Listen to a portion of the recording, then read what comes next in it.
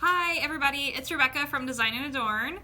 I want to show you some things that we've made using the C-Koop enameled copper components. As you know, we've been hosting this trunk show for about 2 weeks now, and tomorrow is the last day. So if you haven't been in, you want to stop in tomorrow. We're open until 6:30 tomorrow because we have a late class. So here's some of the cool things that we've made. This bracelet is from my second Kumihimo book, Kumihimo Jewelry Simplified. This is called the My Garden bracelet. This is a 16 warp hollow braid made with leather, and then I've embellished it by stacking C-Koop components. Lots of different styles here. And I'm going to demonstrate quickly how you do this faux riveting technique, because it looks like they're riveted on here, but they're not. This is really super simple. All you do is you take a head pin, and then you need a flat spacer bead. I really like these Tiara Cast flat washer beads, but you could use any type of flat spacer.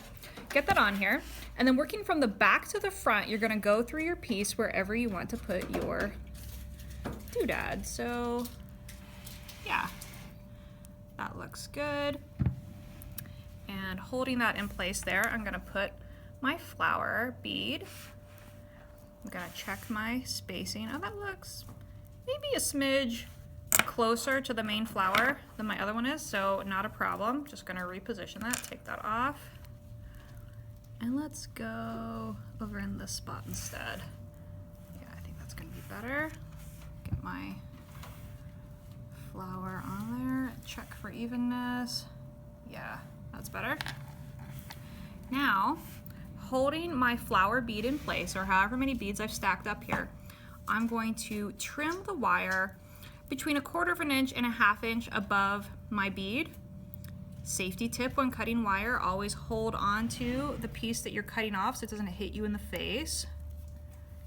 Of course I'm wearing safety glasses, you just can't see them because they're invisible. Now that I have this little bit of wire on here, I'm going to take my round nose pliers, and I'm going to use the very tip of the plier to turn a loop in my wire, and I'm just going to keep on turning until it meets my bead, and now it's secure. I love doing this on the leather Kumihimo. I really like the look. I love being able to play with the different colors on here. But if metal is more your style, you can also work with some machine knit wire mesh. We have this in 2 colors. This is the antique silver plate finish, and there's also an antique brass finish. And this is the same exact technique. On the back, you can see my flat spacer beads. So I put a head pin and a spacer bead, push that through the mesh. I stacked up my components, and here you can see I just twisted, or rather curled, the head pin down. So remember, you trim the head pin so it's about 1/4 inch to 1/2 inch long. This technique also works well as a necklace length with the wire mesh. So it's really fun. You can use whatever sort of flat or flat-ish beads that you have in your stash, but of course these C-Koop components work really, really well for it because they come in so many different shapes and they're so stackable. So this show is going to be here until 6:30 tomorrow. I'm not sure what day that is, date-wise. I'll post it in the comments. The 11th. Thanks.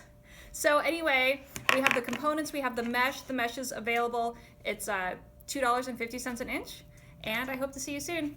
Bye.